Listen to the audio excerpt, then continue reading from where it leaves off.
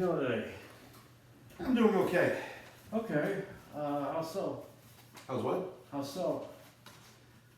Uh, it's been a while since I've started this program and, I'm feeling a bit better.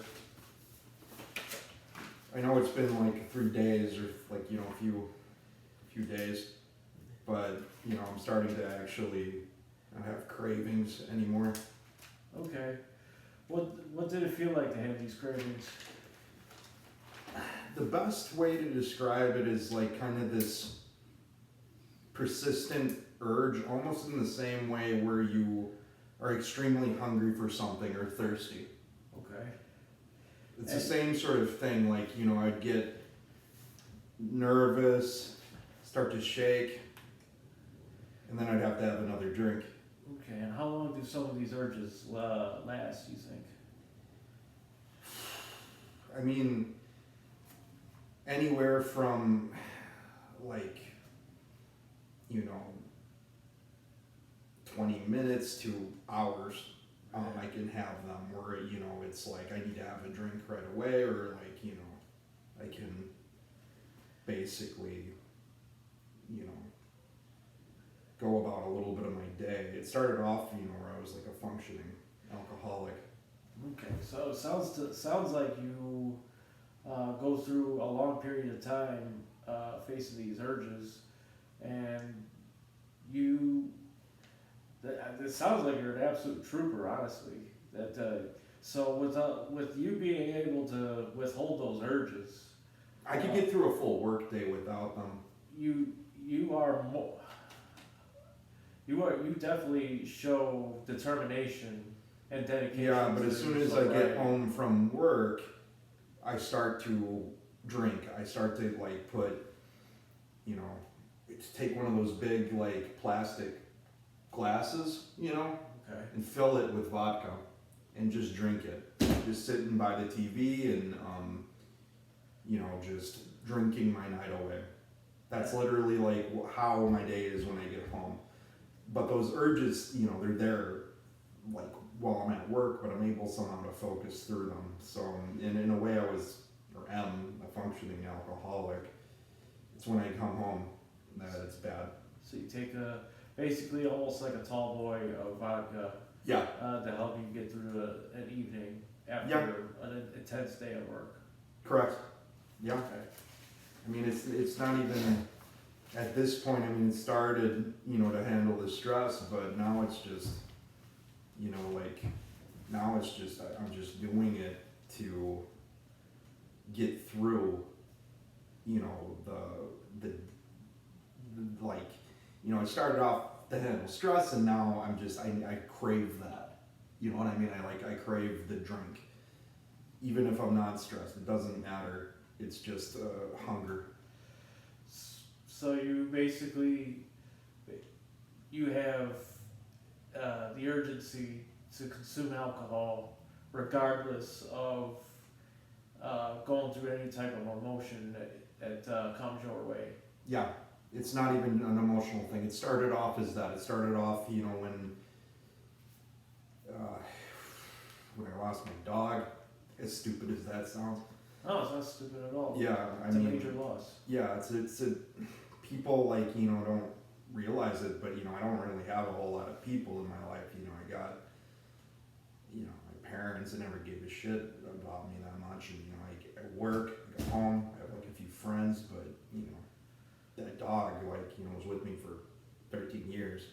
Again, it sounds like you've been an absolute trooper going through life that's so hard on you. Yeah. And alcohol is your how I put this. I don't know, it didn't start Solace. even as an escape. I just wanted to drink because, I was pretty sad. I started off like that, and I'd had issues before, like in high school. But, I went through a rehab program then and was sober for like 15 years. And then, the loss of my dog, coincided too with like, me losing a pretty good job that I had. So I had this period where I was unemployed and I was just drinking. Just drinking. Just a lot, yeah. And employed again, it was a bit of a hurdle, but I was able to actually get through work days. How were you able to get through a work day? I don't know how to describe it. Like, I get to work, and I'd feel that it was almost sweating and like jittery, like nervousness. But after a while, I was able to get through it. But it's like that same thing when you're like kind of put yourself on a diet. If you're like someone who's trying to like what is it called, intermittent fasting. So yeah, I mean, I don't know. I was able to get through it, but I'm thinking the whole time when I get home just to have like that drink. And I finish usually that glass, by the end of the night. And that's a big glass of vodka like this, pure. I don't mix it with anything. So I pass out. okay. So So regardless of whatever you're going through, it is just top priority to you. I mean, yeah. Okay. Whether it be through a death in the family, like a dog, or going through unemployment, or going through employment, Yeah. it must be tough to be able to fight off of those urges during work. It is. It's hard, but I'm able to do it more or less now. But one thing that I've had problems with is drinking till I'm asleep, getting up, having the hangover, bad headaches, and then being sluggish during the day. Luckily, my job, I do pretty much work by myself. It's like I do systems. I'm a systems engineer for a grade school, so I'm just basically I'll go into classrooms sometimes to help them, if they're having technical difficulties, but mostly in the shop, responding, working on people's iPads, things like that. So I don't really see people that much, so I can have that headache. So you're basically you have an excuse to drink, especially since you don't really see people on Yeah. a day-by-day basis. But Yeah. being an engineer, you show that takes a lot of intelligence, a lot of hands-on experience to become someone as dedicated an employee as you are. Yeah, no, I agree, but this is a problem. I haven't been able to, when the weekend comes, I don't do anything. I haven't had a social life, I haven't had a date in a long time, and it's starting to get to the point too where, I'm in my 30s, I feel the effects of it. It's been maybe 4 years of this straight. 4 years. And it's been, really at the prompting of my parents, of my, people in my life, my friends, to go forward with this program. But it's been so hard. I mean, I don't do anything. I just crave the alcohol. Okay. Do you see this being harmful? Does your Like harmful to my the difficulties that you're going through with your alcoholism? Do you think other people have been harmed by your drinking as well? oh, for sure. Can you explain that more? My parents. It's hurt my relationship with them. I spend, I make a decent amount of money, but I spend it, on basically, like, I don't have the wherewithal to cook for myself. I'm ordering meals from Grubhub all the time. I don't go out. I'm watching TV. I'm not working out. And of course, with everything else, I have all this debt from college, and I have a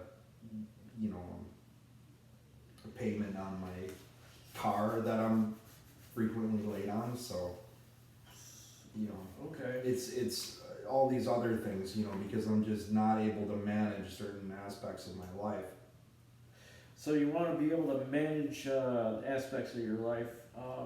You say you do a whole lot of nothing. Um, has your drinking stopped you at all from doing things that you want to do?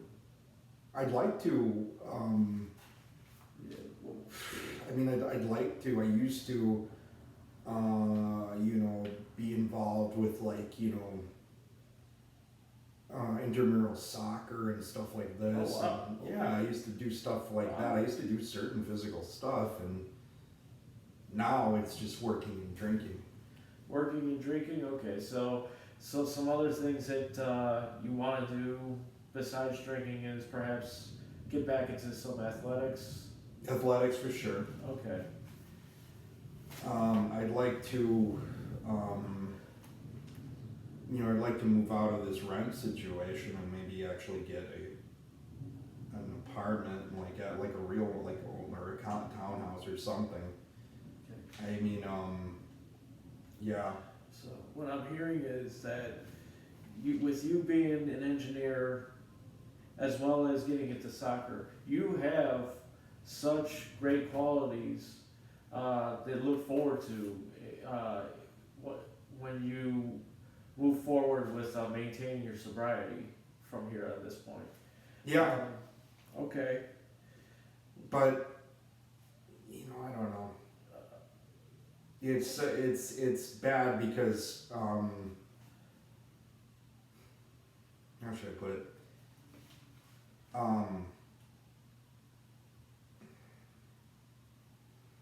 You know, like, a lot of this is you know, like, I have friends, they're married, they have kids, they move on with their lives, and, you know, when this whole thing started, you know, that's how strong it was. I couldn't drive anywhere. I'm at least, you know, you can at least give me some credit because I'm responsible. I don't drink and drive, but, you know, I crave that alcohol so much that when I get home, I'm doing nothing. So a lot of my friendships, it's not that they deteriorated, but they went on without me, you know, with their lives, and I am stuck where I'm at. Okay. It's kind of unfair for you to compare yourself to other people who you say that they moved on with their lives. They may have gotten married and things like that, but there's no time clock for anybody to have to set these goals or accomplishments on a due date or anything. So you say that you're stuck and everybody's moved on. You, like I said before, you have great qualities about you where you can move forward in ways your friends would envy you for, and so that's why hopefully some of these sessions can help you with that. Now, is there anything about your drinking that other people might see as a reason of concern as well, besides doing nothing? Well, I've drank to the point where I've had to go to the hospital. My parents constantly worried about me, like, throwing up on my own vomit, you know. Yes. Okay. Alcohol poisoning, yes. Of course, I've gone to the hospital for alcohol poisoning. Yeah, I mean, if it wasn't for actually one of my good friends, I was out. We were supposed to hang out that day, you know, that night, and I started drinking. He came over, and he found me, like, you know, laying on the floor. And if he didn't prop me up and called the ambulance, I would have probably not survived that night. And, you know, him and I are still friends, but he's, you know, just all these people have been begging me to get help. Okay. You got a lot of people that care about you. Yeah. Okay. They've been begging me to get help, and some people have just given up on me. They just, see me drinking my life away, and essentially, you know, like, you know, people have made plans with me, I've canceled those plans because of alcohol. I mean, my parents, they notice it, as I've said before, and, you know, they're also pissed because of the money I spend on it. Yes, I'm sure. Especially with especially with your income, you should have a decent. I'm sure you have a very decent income, but unfortunately, when we are stuck in our addictive habits, we don't realize just how much money we have until it's gone. Yeah. Okay, so you said you went through rehab before. That was over 15 years ago, and that was during the first part of my freshman year of college. I got into like partying and drinking, and it got really bad. And I actually failed my first year of college. There were several times I had to get hospitalized, and you know, I got into drunken fights. You know, I had I mean, this is so long ago now, it wasn't really a big deal, but I had like, you know, like a college girlfriend at the time, you know, and that relationship ended because of my drinking. It's not anything I regret now, we were friends, you know, but like, you know, it was bad at that time, and, you know, I had to start back from square one, but I went to rehab, it helped, and I didn't touch anything for, I mean, like, I think that I could at least give myself credit that I didn't touch anything for 15 years until my dog died. Oh, wow. Okay, I mean, the fact that you're here, the fact that you've done all those things, the fact that you've been sober for so long, 15 years you said? Yeah, it was 15 years. And when did your dog pass away? 4 years ago. 4 years ago. Okay. The fact that that you're here and that you've been sober for that amount of time, shows that you truly have what it takes to care for yourself. You do have that inner strength that just needs to be brought out once more. What would be some advantages to make a change? I don't know how to answer that. Okay. Like, what do you mean? Well, I feel like I see that you're being stuck in the moment. What's going to have to change in order to get you out of that that sense of feeling stuck? That's a hard question. I feel like a lot of that sense of being stuck has to do with that urge to drink. So if this program, it's been only a few days, but if I can get through it, come back, I'm thinking of maybe even quitting my job and moving somewhere else, because the environment around here just, it's I associate it with that It's trauma of drinking, and of course a little bit of loss, but I could have lost my dog. I mean, he was old, at any other place, but it's been mostly, I would say, like, the worst part of it is the apartment I was living in. It's really unkempt, by the way. Like, I barely ever clean it. The thing that would trigger fights between my mom and I is, she would come over to visit and see the squalor that I was living in. okay. And yell at me. And, the more that people push me to get away from it, I know I need to get away from it. I know I do. But it's kind of easier said than done. In order to change, I don't know, that what I've thought about is maybe, finding a different job somewhere else, moving a different environment, starting fresh. So a fresh, completely new chapter in your life, with everything starting from scratch, is sounds to me that's what's needed for you to make a move towards your sobriety. For me, yeah, I think so. Okay. Well, like I said before, with all of your, with all of the dedication you have shown in the past, we can make this work. I appreciate that. I'm hoping that I can. I mean, the first 2 days here were horrible. They were, physically horrible, mentally horrible. I even, was having, just real depressive feelings from that withdrawal. Okay. The medicine helped, but it's hard. So, I'm sorry, what was about the medicine?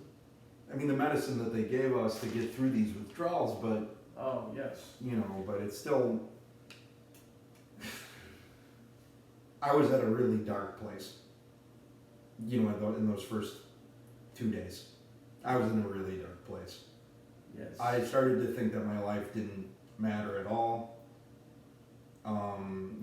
That I've made a ton of wrong decisions in my life. I don't know. I've had a rough time, in general. I've always kind of suffered with like a bit of self-doubt and depression, but when I lost my dog, as stupid as it sounds, it just kind of triggered that. At the time, before that happened, I was starting to feel better, and I was going on dates, and maybe would have found something, but as soon as I started drinking, all that went out the window. So these last 2 days, that I had here, I just felt like I, wasted several years of my life, and I was just thinking about, I appreciate what you said about there's no time frame, but I just, really wish I could get my time back. I'm sure a lot of people have said that to you.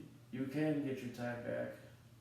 I mean, you've soldiered it out already these past 2 days, and you've been through some dark phases in your life that you've accomplished just by still being here. Yeah. So, with that behind you, perhaps things things can only go up for you from here on out. That, of course, is something that we're going to have to work out together through this therapeutic alliance that we got. Yeah. So what would you say are the best 3 reasons for you to make this change? Well, for my health, first and foremost, because if I continue this, I'm not going to live very long. I've gained weight. I've had, as I said before, I've had several instances where, if my friend didn't find me, I probably could have died. This is killing my brain cells, obviously.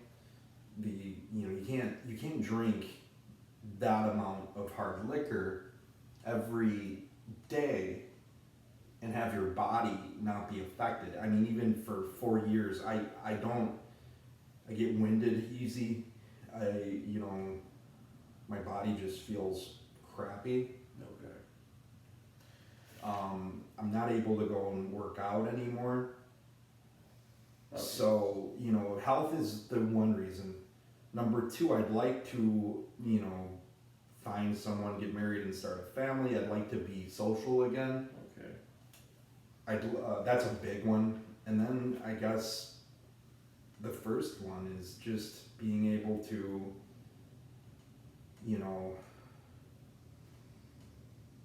not feel this void that I have to fill with alcohol. Okay. So, health is definitely a priority for you, and with the good health, with the healthy relationship that you have with yourself, you can then move forward with a healthy relationship with someone else, Yeah. and to be able to fill a void in your, There's got to be something else that I can do, As I said before, it's not even. It's like, imagine having a hunger, and instead of how when you eat food you fill that, then you can go on and do something else. I'm drinking until that glass is done, until I pass out, until my body can't handle it anymore, and it's just filling that nothingness that's there. Okay. And that created so many problems though. What else do you think could help perhaps fill that void if you were to have alcohol removed? Well, through the health improving, I certainly could start to do my soccer again. Okay. I could, you know, start to see my friends.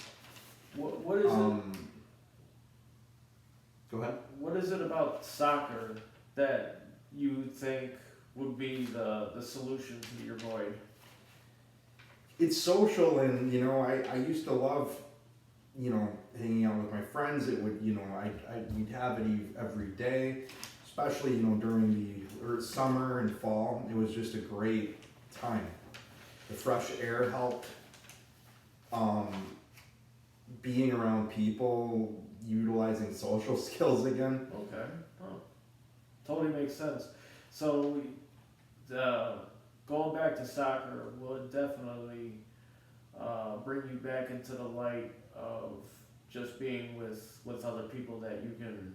Yeah, that I can have something in common with. You know, Alright. I had a pretty good league. Like we had a good league, and there's, you know, were people from, you know, all over the world that, you know, came and moved here to the U.S. and, like, you know, played this. So it was just really interesting for me, and I made a lot of friends. Okay. You know, and you know, they were healthy friends. They weren't friends who liked to drink or party, and we, you know, go out afterward just to eat, and like, you know, it was fun. I miss that. I miss being able to be active. Okay. So let me ask you then. Sorry. Let me ask you, from a scale of 0 to 10, 0 being not important, 10 being extremely important, how important is this for you? I'd say it's a 10. A 10. It's got to be a 10. Why not? I mean, I committed myself to this. I had been urged to do it, but it wasn't just at the urgings. I was being urged for 2 years. I finally decided to do it when I woke up one morning after drinking, and I'm just staring at the light going through my house, and I'm thinking, I don't want to live, but I don't want to die either. Mhm. Just You're- nothingness. You're in that limbo of ambivalence. Yeah. Okay. So at a 10, how come not at a 7 or 8? Because, you know, I don't want it to do that anymore. It's harmed my life so much, but I'm so scared.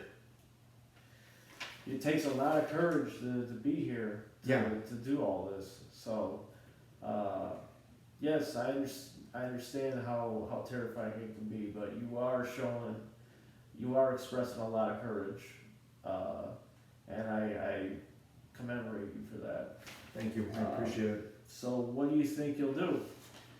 Well, I want to get through, first and foremost, this program, get through each day. And I think that's, you know, what everybody's been telling me, focus on the day. You know, I'm not trying to focus on long-term things, but getting through each day, and, you know, we'll go from there. The less and less I have this urge, and, you know, it's, with these last 4 days, it's helped. So, you know, as I said before too, I might move somewhere else, or I might even just, you know, I'm definitely going to move to a different apartment at least. And yeah, if I can get through this, then you know, we'll see. All right. So I know we gotta wrap this up, but you want to be able to stop drinking alcohol to fill this void that's been created since your dog passed away. Yeah. What we can do is to help you move forward, restarting life all over again for you with a brand new slate, and get you back into your old passion of soccer once again. That's great. All right. Well, we can definitely work on that from here. Good. All right, thank you for your time.